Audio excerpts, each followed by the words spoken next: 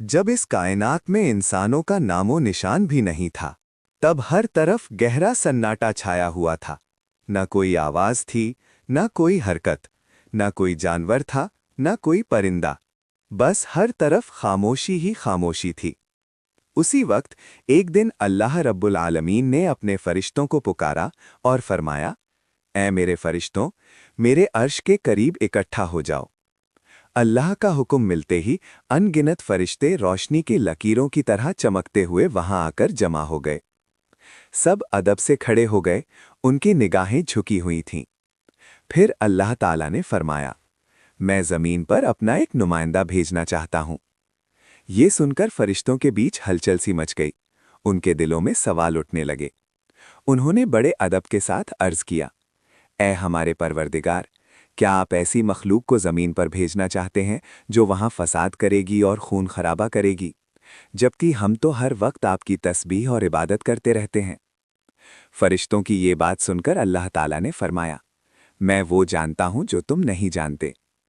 ये सुनकर फरिश्ते खामोश हो गए और तुरंत सजदे में गिर पड़े।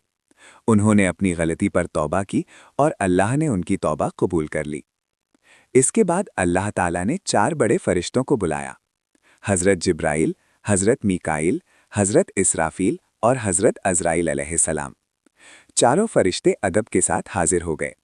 सबसे पहले अल्लाह ने हज़रत जिब्राइल को हुक्म दिया, ए जिब्राइल, ज़मीन पर जाओ और वहां से एक मुट्ठी मिट्टी लेकर आओ। जिब्राइल अलैहिस्सलाम ज़मीन पर उतरे और मिट्टी उठाने लगे। तभी मिट्टी रोने लगी। मिट्टी ने कहा, ए जिब्राइल, मुझे कहाँ ले जा रहे हो?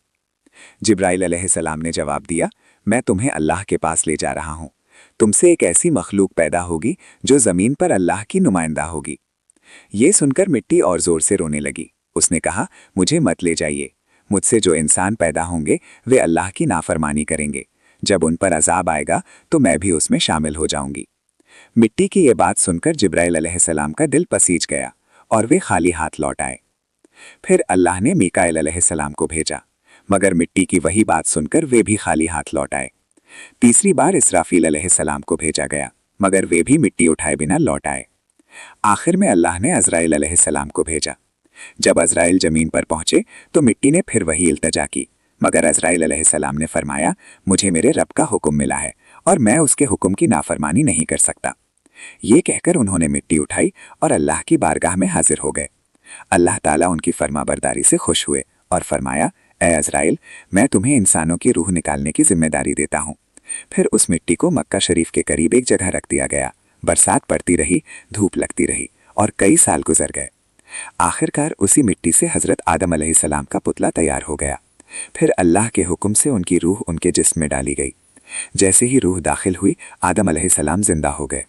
उनकी पहली आवाज़ थी, अल्हम्दुलिल्लाह। अल्लाह इस बात से बहुत खुश हुए। फिर अल्लाह ने फरिश्तों को हुक्म दिया, आदम को सजदा करो। अल्लाह का हुक्म मिलते ही तमाम फरिश्ते सजदे में गिर पड़े, मगर एक शख्स खड़ा रहा। वो था आज़ाज़ील। उसने घमंड से कहा, आपने मुझे आग से बनाया और आदम को मिट्टी से। मैं उससे बेहतर हूँ, मैं उसे सजदा नहीं करूँगा। यह सुनकर अल्लाह ताला ने उसे अपनी बारगाह से निकाल दिया। उसी दिन से वो इब्लीस यानी शैतान कहलाया। इसके बाद अल्लाह ने आदम अलैहिस्सलाम को जन्नत में रहने की इजाज़त दी, मगर आदम को अकेलापन महसूस होने लगा। तब अल्लाह ने उनकी बाई पसली से बीबी हव्वा अलैहिस्सलाम को पैदा किया। जब आदम ने उन्हें देखा तो उनके दिल में सुकून आ गया। फिर अल्लाह ने उनका निकाह करवा दिया। अब दोनों जन्नत में आराम से रहने लगे। अल्लाह ने उन्हें जन्नत की हर नेमत इस्तेमाल करने की इजाज़त दी, मगर एक पेड़ के करीब जाने से मना कर दिया। इधर शैतान बदला लेने की सोच रहा था। एक दिन उसने बीबी हव्वा को धोखे में डाल दिया और उस पेड़ का फल खाने के लिए मना लिया। हव्वा ने वो फल खा लिया और फिर आदम को भी दे दिया। जैसे ही उन्होंने फल खाया, उन्हें अपनी गलती का एहसास हो गया। अल्लाह के हुक्म से उन्हें जन्नत से ज़मीन पर उतार दिया गया। दोनों ज़मीन पर उतरकर बहुत रोए, तौबा हो गया। अल्लाह के हुक्म से उन्हें जन्नत से ज़मीन पर उतार दिया गया। दोनों ज़मीन पर उतरकर बहुत रोए, तौबा की और अल्लाह से माफ़ी मांगी।